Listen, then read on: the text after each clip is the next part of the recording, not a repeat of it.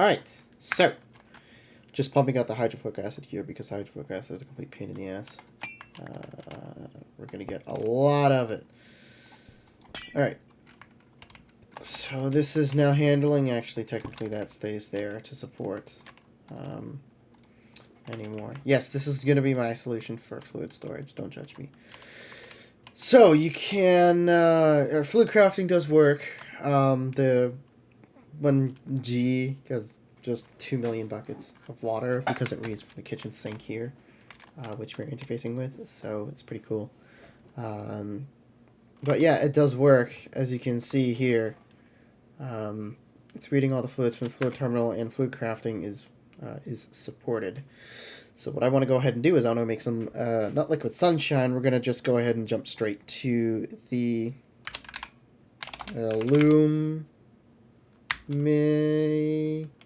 what is it called?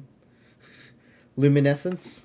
And I'm going to go ahead and craft myself 16 luminessence.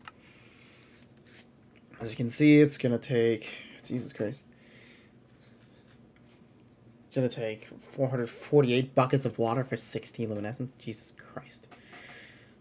We still have a little bit of energized glowstone, but we'll be able to use that later. And how much glowstone is going to take. But most of this is fluids, item to fluid interactions, fluid to fluid interactions, and fluid and item to fluid interactions. So we'll click start.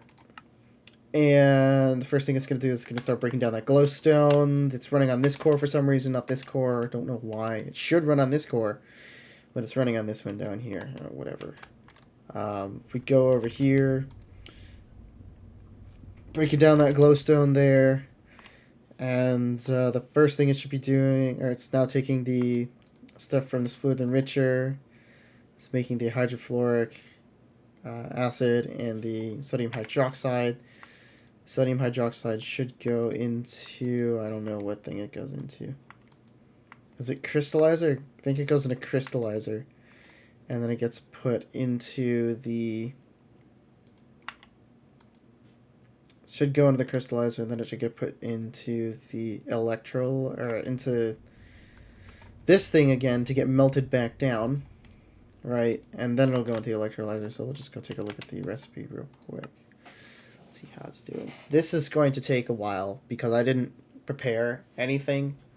I previously did a recording, and then for some reason audio is not working, which is relatively common, but now audio is working, so you can hear my lovely voice, and I'll just check the recording and stuff because I'm just recording desktop source. So yeah, it's going to make all this potassium hydroxide. The potassium hydroxide stuff is going to get stored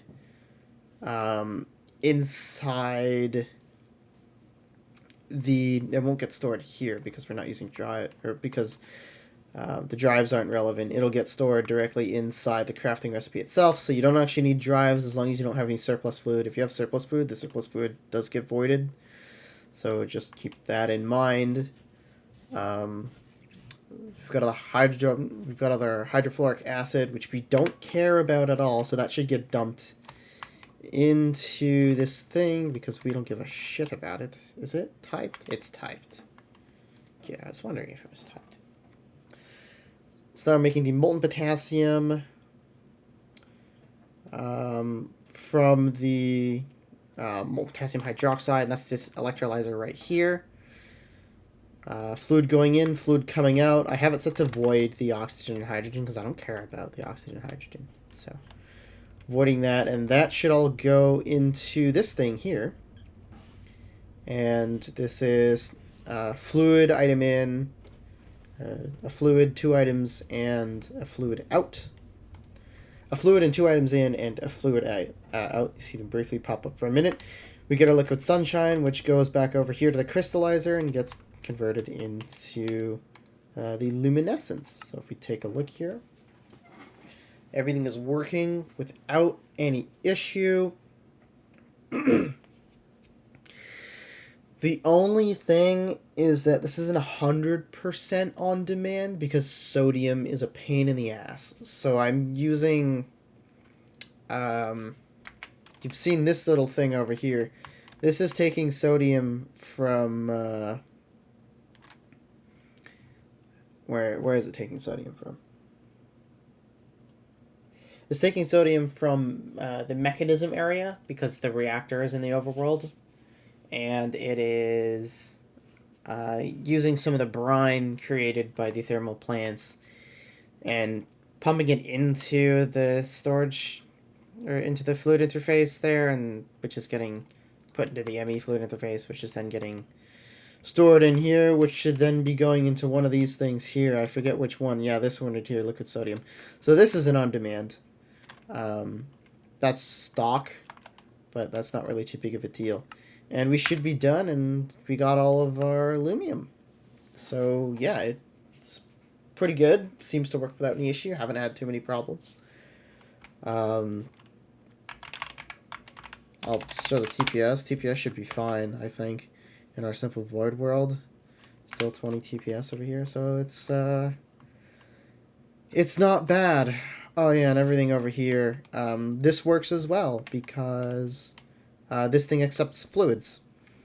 So if it accepts or if it requires a fluid droplet, or not fluid droplet. If it requires a fluid, the fluids get converted into fluid droplets, which get used by this dual interface. We have a couple things here. We have a fluid storage bus here and a regular storage bus here. These should really be the same item. I don't know why they're not. It's so dumb. Anyway, they just stuff gets put in here, and then we get our output once it's done process, and it just gets imported with this bus.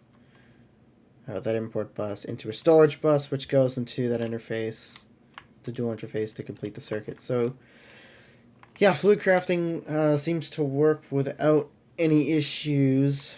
The liquid sunshine definitely was the ultimate goal, and I'm pretty happy with the configuration and how quick it is. So yeah, again, mechanism is a little bit harder to do auto crafting for, just because it has so many different outputs, so many different types of input for one type of output. Like for this example, this is a super hacky way to do the infusing of something, as well as the infusion material in with an interface. It's really stupid, and I hate it. Same thing for this other advanced, and same thing for this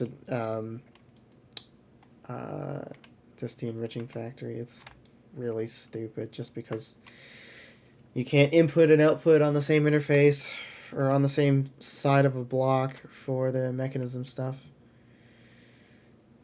And I'd rather just keep them connected. And you could do something like I have done here, but it's just not it's not fitting with the theme of mechanism machines being garbage. So mechanism is going to be our only caveat here.